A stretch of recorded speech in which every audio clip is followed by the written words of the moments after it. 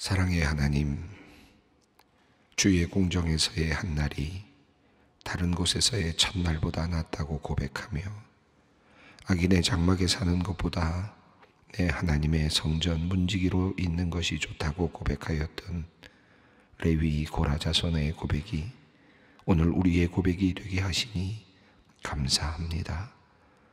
이른 새벽 거룩한 문을 열었던 성전의 문지기들처럼 오늘 이 새벽 우리도 문을 열고 주님께로 나아갑니다. 주님을 사랑하는 마음으로 성전을 찾는 모든 성도님들을 기쁘게 맞아 주시옵소서. 또한 비록 먼 곳이지만 이 예배 자리를 사모하며 이 성전을 향하여 머리를 숙인 모든 성도들에게 하늘의 은혜를 가득 내려 주시옵소서. 잠자리에서 일어나 우리의 첫 호흡을 주님께 올려드리니 이것이 우리의 기쁨이며 감사입니다. 주님을 간절히 바라며 찾는 이들, 주님을 가슴 깊이 사랑하는 이들을 기쁘게 보아주시고 이들의 모든 오늘의 삶을 주님께서 바르고 아름답게 인도하여 주시옵소서. 주님을 찾는 이들이 주님을 만나게 하시고 주님께 간구하는 이들이 응답을 얻게 하여 주시옵소서. 무더운 날씨에 밤잠을 설친 이들도 많이 있습니다. 이런저런 생각으로 밤새 피곤하여 지친 채로 새벽을 맞는 이들도 있습니다. 몸이 아파 힘든 밤을 보낸 이들도 있습니다. 하나님, 이들의 밤이 어떠하였든지 이 새벽은 모두에게 맑고 힘차며 생동력이 있게 하여 주시옵소서. 우리를 긍휼히 여기시는 주님, 소망의 성도님들을 위해 기도합니다. 모두 이 가운데 우리 소망의 모든 성도들을 안전하게 지켜주시기를 원합니다. 휴가를 떠난 많은 성도님들이 그간 지친 몸과 마음의 안식을 얻게 하시고 새로운 힘과 용기를 얻게 하여 주시옵소서. 어디를 가든지 품위 있는 그리스도인으로서 세상의 모범이 되게 하시고 예수 그리스도의 향기가 되게 하여 주시옵소서.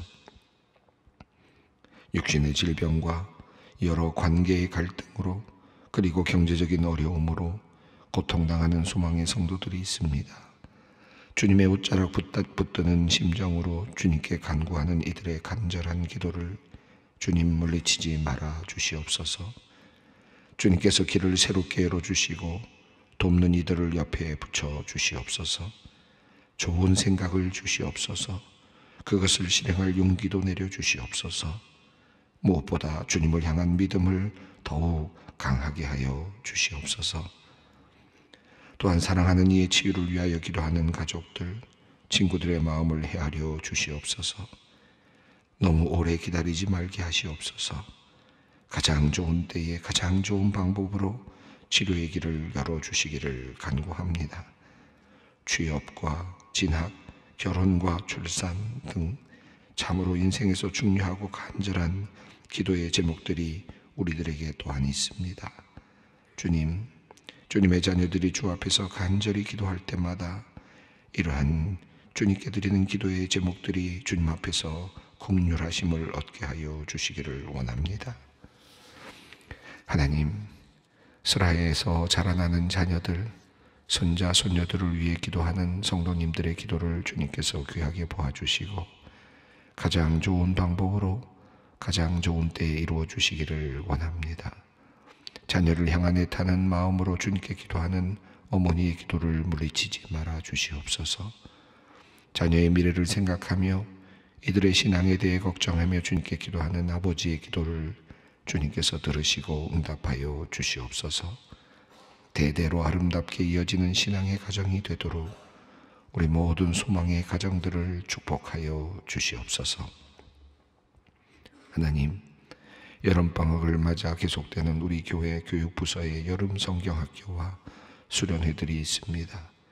우리 믿음의 다음 세대들이 여름 성경학교와 수련회를 통해 주님을 만나는 귀한 역사들이 있기를 원합니다. 모든 일정을 안전하게 지켜주시고 모든 순서마다 하나님의 놀라운 역사가 나타나 기쁨과 감사가 넘치는 영적 축제가 되게 하여 주시옵소서. 오늘부터 토요일까지 수양관에서 진행되는 소년부 여름 성경학교와 중등부 여름 수련회를 위해 기도합니다. 하나님의 은혜로 가득한 시간, 주님을 알고 믿음이 성장하는 복된 시간 되게 하여 주시옵소서. 이를 위해 수고하는 교육자들과 선생님들의 수고와 헌신을 기억하시고 주님께서 이들의 가정과 사업 위에 복을 내려 주시옵소서. 모든 순서마다 성령님께서 주관하시고 동행하시어 안전하고 풍성한 여름 사역이 되게 하여 주시옵소서. 흉마감 진단을 받고 조직 검사를 위해 오늘 시술받는 집사님을 위하여 기도합니다. 어렵고 복잡한 과정이라 협진 의사들과 함께 진행하게 됩니다. 모든 과정을 주님께서 친히 인도하여 주시고 정확한 진단과 섬세한 치료가 이루어지도록 역사하여 주시옵소서. 가장 선한 결과가 나오도록 주님 도와 주시옵소서. 다시 건강을 회복하여 주님을 더욱 온전히 섬길 수 있도록 주님 기회를 허락하여 주시옵소서. 뇌졸중 증세로 입원한 집사님을 위해 기도합니다. 평생 의사로 연약한 이들을 돕고 치료하며 그렇게 살아오신 집사님을 주님 기억하여 주시기를 원합니다. 완전히 치료되고 회복되어 다시 환자들을 돌볼 수 있도록 주님 도와주시옵소서. 중환자실에서 진행되는 집중치료와 이후 치료가 큰 효과가 있게 하여 주시기를 간구합니다. 두렵고 떨림으로 이 상황을 마주하는 권사님과 가족들의 마음을 지켜주시옵소서. 이 어려운 시간들을 주님의 도우심으로 또 주님 붙잡고 잘 이겨내도록 힘과 용기를 허락하여 주시옵소서. 이제 말씀 앞으로 나아갑니다. 역대기 말씀을 통해 주시는 주님의 음성에 우리의 마음과 귀가 활짝 열리게 하여 주시옵소서. 이 말씀이 오늘 하루 우리의 앞길을 환히 밝히는 등불이 되게 하여 주시옵소서. 예수 그리스도의 이름으로 기도드립니다. 아멘. 오늘 주시는 주님의 말씀입니다. 역대상 9장 35절부터 10장 6절까지 말씀입니다. 역대상 9장 35절로 10장 6절까지 말씀 함께 봉독하겠습니다. 기브온의 조상 여이엘은 기브온에 거주하였으니 그의 아내의 이름은 마아가라. 그의 맏아들은 압돈이요 다음은 술과 기스와 바알과 넬과 나답과 그돌과 아이호와 스가랴와 미글롯이며 미글롯은 시므함을 낳았으니 그들은 그들의 친족과 더불어 마주하고 예루살렘에 거주하였더라. 넬은 기스를 낳고 기스는 사울을 낳고 사울은 요나단과 말기수아와 아비나답과 에스바알을 낳았으며 요나단의 아들은 무립바알이라.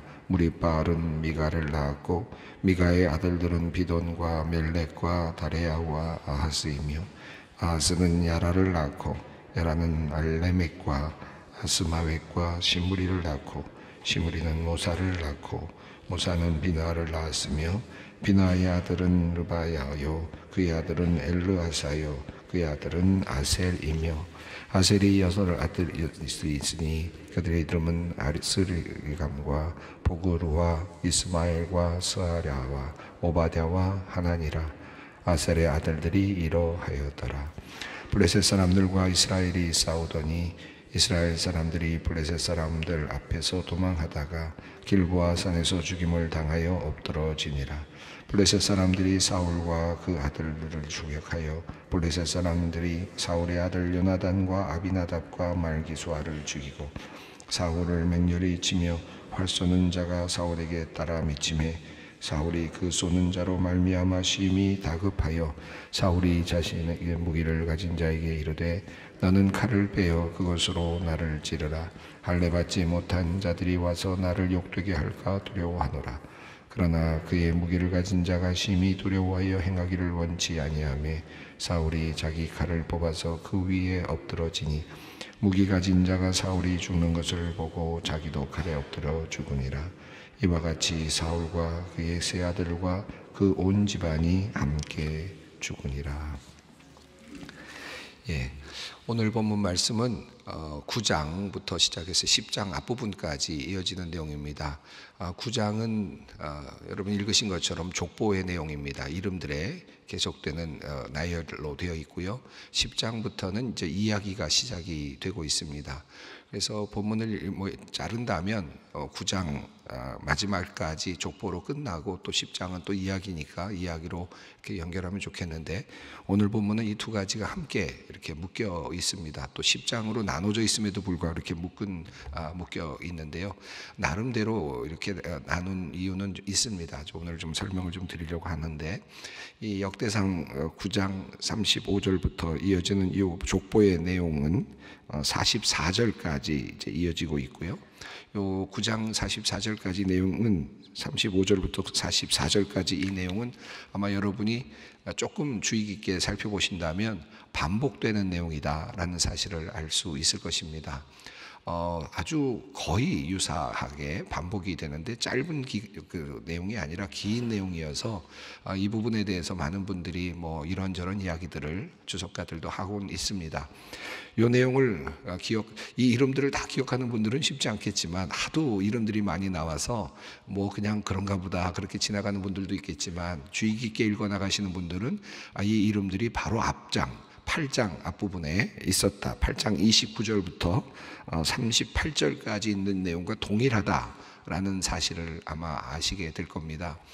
그러니까 지금 족보에 대한 이야기가 역대기에서 2장부터 시작이 돼, 특별히 이제 1장부터 족보가 시작이 됐습니다만 아담부터 시작됐던 이야기가 이제 2장으로 넘어가면서 이스라엘 지파 12지파에 대한 쭉 족보가 나오지 않았습니까? 그 족보가 8장 마지막까지 이어지면서 그 마지막에 있었던 내용이 바로 베냐민 지파였는데, 이 베냐민 지파와 관련된 그 족보 중에 일부가 마지막 부분에 있었던 부분이 지금 9장에서 다시 한번 등장을 했습니다. 반복되는 그런 구조를 가지고 있습니다. 그래서 어떤 분들은 아마도 이 족보를 다 적은 다음에, 베냐민 지파 사울까지 모든 족보를 다 적은 다음에 그 다음에 우리가 읽었던 내용이 어떤 것이죠? 9장에서 앞부분에서 이제 이스라엘 예루살렘에 돌아와서 이제 그곳에 섬기기 시작했던 사람들의 이름과 가문들을 우리가 보지 않았습니까? 유다 자손을 비롯한 지도자들, 그 다음에 제사장 그룹들, 레위 그룹들, 성전 문지기들의 그 그룹들, 이런 가문들의 이름들을 우리가 쭉 살펴보면서 누가 예루살렘에 제일 먼저 도착을 했고, 또 그들의 가문, 어떤 가문들이 예루살렘을 이제 새롭게 이끌어갔는가 하는 그 이름들을 우리가 살펴봤는데, 그리고 나서 다시 지금 똑같은 내용이 들어왔단 말이죠. 그래서 어떤 분들은 성경을 쓰던 분들이 잠깐 졸아가지고 뒷부분 하나를 다시 또 계속 뒤에다 적었는데, 창피하긴 하지만 그 다음에 성경 말씀이니까 그 다음에 적었으니까 계속해서 이렇게 내려왔다, 이렇게 우습게 이렇게 또 해석을 하기도 합니다. 근데 자세히 보면 그 이름이 똑같지는 또 않아요. 이따가 몇 가지가 조금씩 다른 내용들이 나온 것도 우리가 확인할 수는 있습니다. 그러니까 나름의 그 내용을 반복을 하고 있고, 그리고 그 이름들도 조금 수정이 되어서 이름이 또 나오고 있고, 불분명했던 것들이 조금 더 분명해지는 부분도 있고 하는 부분이 또 있기도 합니다. 이 부분을 좀 먼저 살펴보고요. 그리고 그 의도가 뭘까 하는 것을 한번 생각해 보겠습니다. 자, 35절 말씀 읽겠습니다. 기브온의 조상 여이엘은 기브온에 거주하였으니 그의 아내의 이름은 마아가라. 자, 이 부분을 8장 29절과 연결시켜 보면요, 그냥 똑같습니다. 거의 같구나 하는 생각이 들고, 그 이후부터 모든 내용이 딱 똑같다, 똑같이 반복이 되고 있다. 어떻게 이렇게 뚝 잘라다가 그냥 카피 해가지고 그냥 붙여놓은 것 같은 그런 느낌이 들어요. 자, 이렇게 시작이 됩니다. 그런데 베냐민 지파의 그 이야기를 쭉 하다가 8장에 보면은 8장에서 이미 앞서 살펴보았습니다만, 본문입니다만은 베냐민 지파의 8장은 앞부분에 있는 족보는 예루살렘에 거주했던, 지역에 거주했던 베냐민 지파가 한 그룹이 있었고, 그리고 기브온 지역에 거주했던 그런 그룹이 있었다라는 내용이 나오면서, 지금 이 부분은 기브온 지역에 있었던 베냐민 지파 사람들의 이름이 나열되는 곳이었거든요. 이 부분만 따로 띄어서 지금 가지고 왔습니다. 근데 따로 띄어온 이유가 하나 있는데 사실은 여기서 중요하게 보고자 하는 것은 사울 가문입니다. 사울과 관련되어 있는 그 가문, 그리고 사울 이후에 요나단으로 이어지는 이 사울의 가문을 한번 다시 가져다가 소환해서 다시 한번 보려고 하는 의도가 사실은 있습니다. 이유는 이제 뒤에 나옵니다만은 사울의 이야기를 한 번에 정리를 하려고 하는 의도가 있습니다. 오늘 본문이 사실 그런 내용으로 되어 있습니다. 우선 첫 번째 이유는 그런데요. 자, 기브온에 거주했던 지금 기브온의 조상들 이야기가 나오면서 함께 지금 이어지는 내용은 사울 가문입니다. 자, 36절 읽습니다. 그의 맏아들은 압돈이요, 그 다음은 술과 기스와 바알과 넬과 나답과 이렇게 되어 있고요. 37절입니다. 그돌과 아이오와 스가랴와 미글롯이며. 자, 여기 부분과 8장에 있는 내용을 이렇게 비교해 보면 여기 넬이라는 이름이 나오는데요. 36절에는 이 8장에는 넬이라는 이름이 나오지 않고 뒤에 갑자기 넬이라는 이름이 툭 나와서 이 넬이 도대체 어느 집안 사람인가 헷갈리게 만들어져 있는 것이 8장인데 이 9장에는 그렇지 않고 넬이 누구의 아들이었다는 것이 한번 분명하게 드러나서 넬 가문이 어떤 맥락에 있는지를 정확하게 알려주고 있습니다. 또 37절에서 스가랴라는 이름이 나오는데 8장 31절에서는 이 스가랴라는 이름이 세겔이라는 이름으로 달리 불려져 있습니다. 아마 이렇게 조금 다른 이름들은 다르게 부를 수도 있는 다른 이름으로도 보통 우리가 한 개, 두 개 이름도 같이 있기 때문에 다른 이름으로도 불릴 수 있는 그런 이름이 아니었을까 생각을 해볼 수 있겠습니다. 자, 이렇게 조금 다르지만 거의 유사한 내용이고요. 자, 그리고 미글롯이라는 이름도 사실은 살짝 없다가 갑자기 8장에서 나오는데 여기는 이 아들들의 이름 속에 미글롯이 분명히 나오고 미글롯을 다시 떼어서 설명을 하고 있습니다. 38절 읽습니다. 미글롯은 시므함을 낳았으니 그들은 그들의 친족들과 더불어 마주하고 예루살렘에 거주하였더라. 8장도 그렇습니다만은 이 9장에 나오는 이 지금 족보의 흐름을 보면 지금 여이엘의 아들들 해서 쭉 나오다가 이제 미글롯이라는 이름이 한번 툭 띄어져 나오고 또 39절에 넬이라고 하는 이름이 툭 그 중에서 띄어져 나오는 것을 알 수 있습니다. 자, 이 미글롯은 왜 띄어져 나왔을까 생각해 보면 예루살렘에 거주했다라는 이름으로 이렇게 표현으로 되어 있습니다. 지금 이 모든 이 사울의 가문들이 기브온 지역에 거주했었다라고 본다면 다른 베냐민 지파들은 또 예루살렘에 거주했지 않습니까? 그런데 이 집안 사람들 중에서 특별히 미글롯이라고 하는 이 집안은 예루살렘에 가서 거주했다, 이렇게 따로 띄어서 설명을 하고 있고요. 또 39절을 한번 읽겠습니다. 넬은 기스를 낳고 기스는 사울을 낳고 사울은 요나단과 말기스와 아비나답과 에스바를 낳았으며. 자, 이 넬이라는 이름을 다시 거명하는 이유는 바로 여기 이 가문에 사울이라는 사람이 왕이 이제 나오기 때문이고 요나단, 우리가 흔히 알고 있는 많은 이름들이 이 안에 등장하기 때문입니다. 그래서 넬이라고 하는 이 가문을 사실은 지금 주목하고 있다라고 할 수 있겠습니다. 35절부터 지금 39절까지 이어지는 이 기브온에 살고 있었던 베냐민 지파 그리고 여이엘의 이 가문들의 이 흐름 속에서 귀착점은 바로 사울이 되겠습니다. 사울과 요나단까지 이어지는 그들의 그 인물을 다시 한번 주목을 하는 거죠.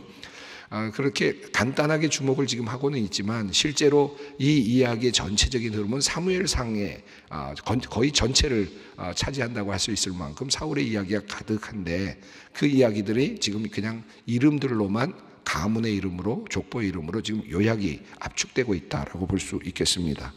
40절부터는 요나단의 아들들입니다. 요나단도 사울과 함께 죽지요. 전장에서 블레셋과의 전쟁에서 죽습니다. 그런다 한 아들이 남습니다. 무비보셋이라는 아들인데 그 이름은 무리바알로도 불렸습니다. 여기서는 무리바알이라는 이름으로 이어지고 있는데 다리를 절었다라고 하는 그런 그 내용도 나옵니다만 무비보셋을 통해서 이어지고 있는 이 요나단의 아들들의 이름이 쭉 거명이 되고 있습니다. 40절, 41절, 42절, 43절 이렇게 쭉 이어지고 44절에 아셀까지 이어진 다음에 아셀과 더불어서 6 아들들의 이름이 쭉 드러나고 있습니다.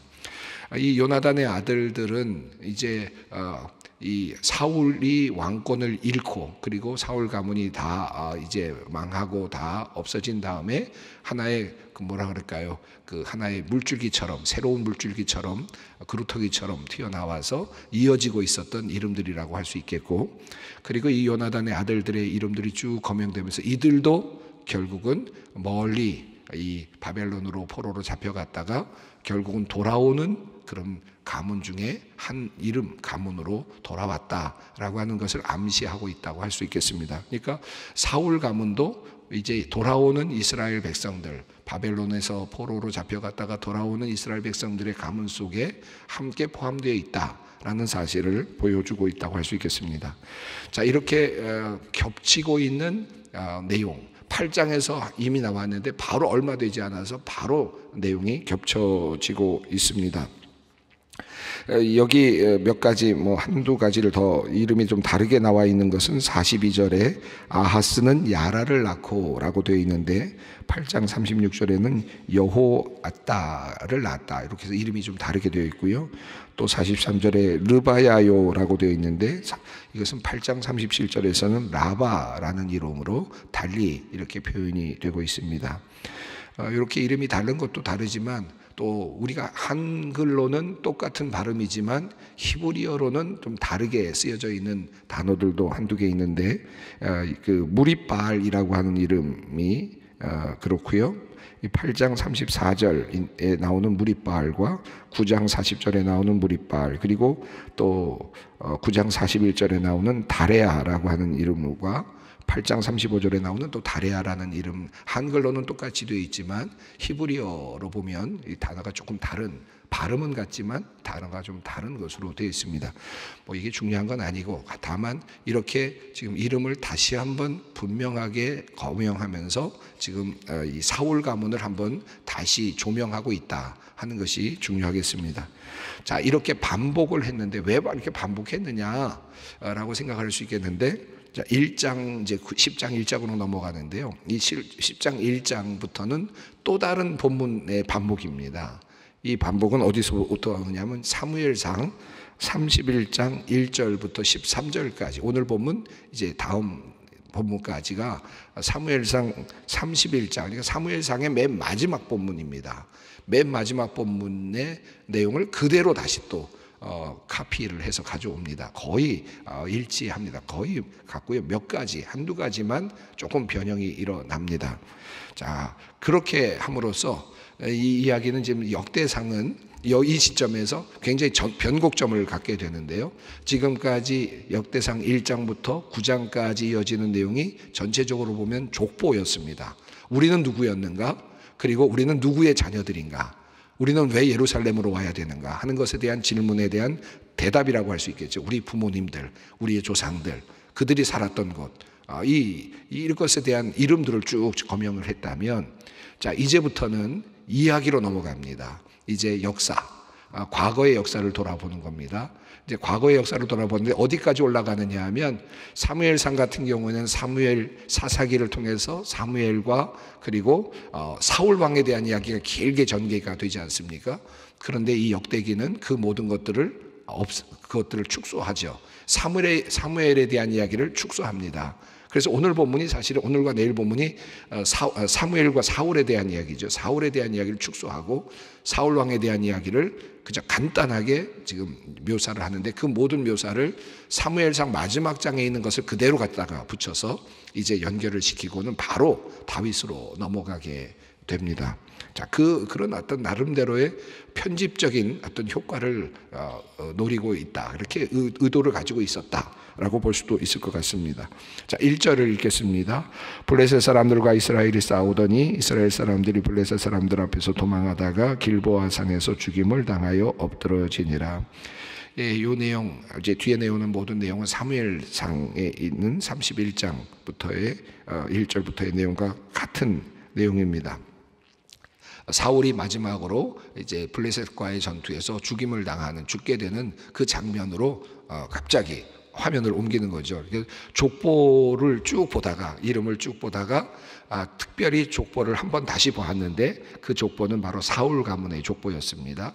그런데 그 사울 가문의 족보를 한번 쓱 훑은 다음에 바로 사울이 죽던 그 장면, 길보아 산으로 이제 가게 되는 것입니다. 그 길보아 산에서 그가 어떻게 죽는지가 이제 화면으로 그려지고 있는 거죠. 그림으로 그려지고 있습니다. 이 내용이 이제 오늘 10장 1절부터의 내용입니다. 2절 말씀 읽겠습니다. 블레셋 사람들이 사울과 그 아들들을 추격하여 블레셋 사람들이 사울의 아들 요나단과 아미나답과 말기수아를 죽이고, 이 내용도 동일하게 되어 있습니다. 3절 읽습니다. 사울을 맹렬히 치며 활 쏘는 자가 사울에게 따라 미침에 사울이 그 쏘는 자로 말미암아 심히 다급하여. 이렇게 사울이 마지막에 쫓기다가 결국 요나단과 아비나답과 말기수아도 죽게 되고, 사울도 쫓기다가 결국 활에 맞게 되죠. 그리고 이제 큰 상처를 입고 죽어가게 됩니다. 자, 그때 사울이 어떻게 했는지 4절 말씀입니다. 사울이 자기의 무기를 가진 자에게 이르되 너는 칼을 빼어 그것으로 나를 찌르라. 할례 받지 못한 자들이 와서 나를 욕되게 할까 두려워하노라. 그러나 그의 무기를 가진 자가 심히 두려워하여 행하기를 원하지 아니하며 사울이 자기 칼을 뽑아서 그 위에 엎드러지니. 자, 사울이 참 비참하게 세상을 떠나가게 됩니다.